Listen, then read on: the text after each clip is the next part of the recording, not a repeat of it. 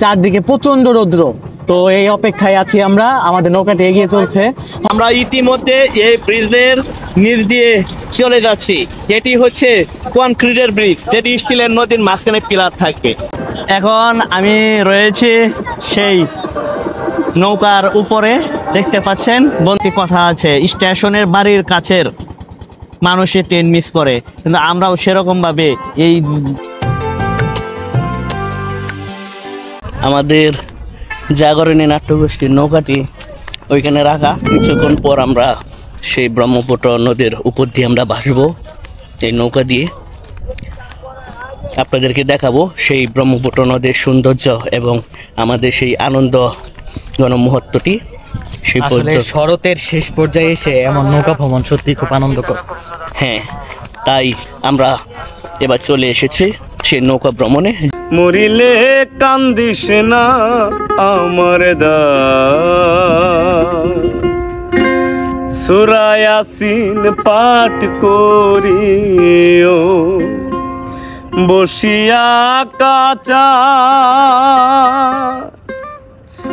যাইবার কালে বাঁচি যেন শয়তানের দুকায় জাদু। এখন এই নদীর উপর দিয়ে যাচ্ছে ময়মনসিংহের কাছারিঘাট থেকে বেগুনবাড়ির উদ্দেশ্যে জাগরণী নাট্যগোষ্ঠীর একটি পিকনিক।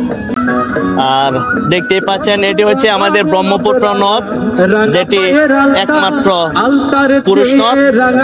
এখন আমি রয়েছি সেই নৌকার উপরে, দেখতে পাচ্ছেন বন্ধুরা, এটি হচ্ছে সেই ব্রহ্মপুত্র নদ, আর সেই নদের উপরে এই নৌকা, আর আমি সেই নৌকাতে।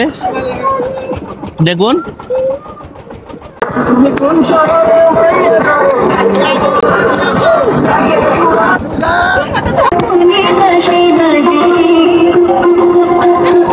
আজকে আপনাদেরকে দেখাবো সেই পিকনিক থেকে ব্রহ্মপুত্র নদের দুই পারের সৌন্দর্যগুলো এবং ব্রহ্মপুত্র নদের দৃশ্যগুলো আপনাদেরকে দেখাবো। সেই পর্যন্ত আপনারা আমাদের এই ভিডিওটি শেষ পর্যন্ত দেখুন। আপনারা দেখতে পাচ্ছেন এখন আমি রয়েছি সেই নৌকার উপরে, একদম নৌকার উপরে যে ছাউনি থাকে সেই ছাউনির উপরে সবাই নিচে রয়েছে। আর পিছনে যে দেখতে পাচ্ছেন সেটি হচ্ছে ব্রহ্মপুত্র নদের একটি অংশ চর, আর সেই ব্রহ্মপুত্র নদের মাঝখানে আমি। আর এই পাশে রয়েছে হচ্ছে আমাদের শহর, যে সাইডটি রয়েছে সেটি। আর আপনারা দেখুন এটি হচ্ছে ব্রহ্মপুত্র নদ। অবশ্যই নদে তেমন একটি পানি নেই, তারপরেও যতটুকু পানি রয়েছে সেই পানিটি আমাদের জন্য যথেষ্ট। আর এই ব্রহ্মপুত্র নদের পারে বা ব্রহ্মপুত্র নদে যেই আসে সেই ব্রহ্মপুত্র নদটি দেখে একদম মুখরিত হয়ে যায়, কারণ এই ব্রহ্মপুত্র নদটি আমাদের একটি শহরের প্রাণ কেন্দ্রের দিক দিয়ে বয়ে গেছে এই ব্রহ্মপুত্র নদ। আকাশে কি সৌন্দর্য! যাই হোক, এই ব্রহ্মপুত্র নদের উপরে এই জীবনে প্রথম আমি নৌকা ভ্রমণ করছি, যেটি এখন নৌকা ভ্রমণের সিজন না, তারপরেও এখানে ভ্রমণ করে অনেক মজা লাগছে। আর বিশেষ করে ধন্যবাদ দিব জাগরণী নাট্যগোষ্ঠীকে, তারা এই সময় একটি ব্যতিক্রম ধর্মী একটি আয়োজন করার জন্য। বন্ধুরা, ময়মনসিংহ শহরে একটি হোটেল রয়েছে, যেটি সিলভার ক্যাসেল হোটেল, ময়মনসিংহের খাগড়ায় অবস্থিত। এটি হচ্ছে সেই সিলভার ক্যাসেল হোটেল। আপনারা দেখতে পাচ্ছেন এটি ময়মনসিংহের মধ্যে একটি জনপ্রিয় হোটেল, যেটি ময়মনসিংহের খাগড়ায় অবস্থিত। বন্ধুরা, এটা হচ্ছে বিজেপি পার্ক, যেটি ময়মনসিংহের বিজেপি ক্যাম্পের একটি পার্ক রয়েছে। এই পার্কের পরে হচ্ছে বিজেপি ক্যাম্প, আর এই বিজেপি ক্যাম্পের উল্টো পাশে রয়েছে একটি বিজেপির একটি স্টেডিয়াম। এই স্টেডিয়ামটি এখান থেকে দেখা যাচ্ছে না, যেহেতু এখানে আমরা নৌকা দিয়ে যাচ্ছি এই ব্রহ্মপুত্র নদের উপরে। আর দেখুন কি সুন্দর পরিবেশ! এই ব্রহ্মপুত্র নদের উপরে নৌকা দিয়ে ঘুরলে অনেক ভালো লাগে। আর এই জীবনে প্রথম একটি কোনো পিকনিকে এই নৌকা দিয়ে ভ্রমণ করছি। আর দেখুন এখানে অনেক পানির স্রোত রয়েছে, এখানে আসার পর একটু পানি দেখতে পাচ্ছি।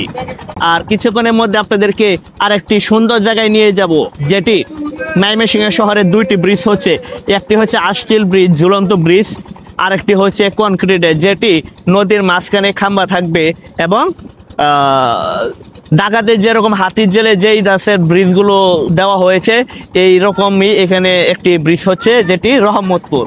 আপনাদেরকে নিয়ে যাব, এখান থেকে দেখা যাচ্ছে সেই রহমতপুরের ব্রিজটি। এটি হচ্ছে ময়মনসিংহের রহমতপুরের কনক্রিটের সেতু। দেখুন অনেক বড়। ময়মনসিংহ শহরের দুটি সেতু হচ্ছে, একটি হচ্ছে ঝুলন্ত সেতু আর একটি হচ্ছে নদীর মাঝখানে পিলার থাকবে কনক্রিটের, মানে স্টিলের সেতু। যারা এই রহমতপুরের বৃষ্টি দেখেননি, আমার YouTube channel Aryan Selim blog, এই চ্যানেলে এই বৃষ্টি নিয়ে কিন্তু একটি ব্লগ রয়েছে, আপনারা চাইলে সেটিও দেখতে পারেন এবং ডেসক্রিপশনে সেই ভিডিওর লিঙ্ক দিয়ে দিই।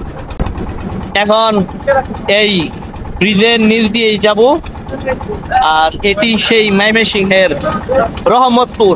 এই রহমতপুরে এই বৃষ্টি দেখুন, আমরা ইতিমধ্যে এই ব্রিজের নিচ দিয়ে চলে যাচ্ছি। এটি হচ্ছে কনক্রিটের ব্রিজ, যেটি স্টিলের নদীর মাঝখানে পিলার থাকবে। 2023 সালে এই ময়মনসিংহ শহরের দুটি ব্রিজের অনুমোদন করা হয়েছিল, একটি হচ্ছে কেওয়াটখালী আর একটি হচ্ছে রহমতপুর। আর এটি হচ্ছে রহমতপুরের সেই কনক্রিটের ব্রিজ। দেখুন ব্রহ্মপুত্র নদের পার ঘেঁষে কি সুন্দর দৃশ্য। আসলে ময়মনসিংহ শহরে এরকম সুন্দর দৃশ্য আমরা সেভাবে দেখি না, কারণ হচ্ছে আমরা যেহেতু শহরের ভিতরে বড় হয়েছি, আমরা সেভাবে একটু ঘোরার জন্য কম আসি। আর একটা হচ্ছে একটি কথা আছে, স্টেশনের বাড়ির কাছের মানুষে ট্রেন মিস করে, কিন্তু আমরাও সেরকম ভাবে এই আমাদের এই সুন্দর দৃশ্যগুলো মিস করি, কারণ হচ্ছে আমাদের বাড়ির পাশে যে এরকম সুন্দর দৃশ্যগুলো রয়েছে সেইগুলোর দিকে আমরা একটু কোনো খেয়াল দেই না, খেয়াল করি না, আর সেটার জন্য আমরা এইগুলো মিস করি। কিন্তু অনেক দূর দূরান্তে থেকে এখানে এসে এই জায়গাগুলো তারা ভিজিট করে যায়। আমাদেরও উচিত যখনই সময় সুযোগ পাওয়া যাবে তখনই এইগুলো দেখার জন্য চলে আসা, এবং এইগুলো দেখলে আমাদের মন শরীর সবকিছু ভালো থাকে। এই যে এখানে রয়েছে আমাদের উত্তম দা, জাগরণী নাট্যগোষ্ঠীর সাধারণ সম্পাদক। আমাদের প্রিয় উত্তম দা, এই উত্তম দার দাওয়াতে আজকে এই পিকনিকে। আর এই পিকনিকটি হচ্ছে জাগরণী নাট্যগোষ্ঠী একটি সংগঠন, ময়মনসিংহের একটি সাংস্কৃতিক সংগঠন, সেই সংগঠনের উদ্যোগেই আজকের এই ব্যতিক্রম ধর্মী একটি পিকনিক। একদম দুপুর, এত রৌদ্রের তাপ, আমরা নৌকা থেকে কোন জায়গায় নামবো, কোথায় আমরা বিকাল অবধি সময় কাটাবো, এই জায়গাটাই আমরা খুঁজে পাচ্ছি না। চারদিকে প্রচন্ড রৌদ্র, তো এই অপেক্ষায় আছি আমরা। আমাদের নৌকাটি এগিয়ে চলছে, হয়তোবা সামনে যদি ভালো কোনো প্লেস পাই আমরা নামবো, নেমে ওইখানে আমরা বাকিটা সময় কাটাবো। কি বলেন সেলিম ভাই? আমিও সেটাই বলি, যেহেতু আমরা বেগুনবাড়ি যাওয়ার জন্য প্রস্তুতি নিয়েছিলাম, কিন্তু যাওয়ার কোনো ব্যবস্থা নেই, নদীতে পানি কম, নিচে যে বালু আছে, বালু আর নৌকার যে পাটাতন আছে দুটো একসাথে বেঁচে যায়। অলরেডি কিন্তু আমাদের নৌকাটা একবার দুইবার আটকে গিয়েছিল, তারপর গিয়েছিল, তার জন্য আবার আমরা উল্টা বেগ করছি। আমরা এখন যাব হচ্ছে কাছারি ঘাটের দিকে, ওইদিকে আরো সুন্দর জায়গা রয়েছে, ইস্কন মন্দির, সেই ইস্কন মন্দিরের পাশে। মরিলে কান্দিস না আমার দা, সূরা ইয়াসিন পাঠ করিও বসিয়া কাচা, যাইবার কালে বাঁচি যেন শয়তানের দুকায় রে যা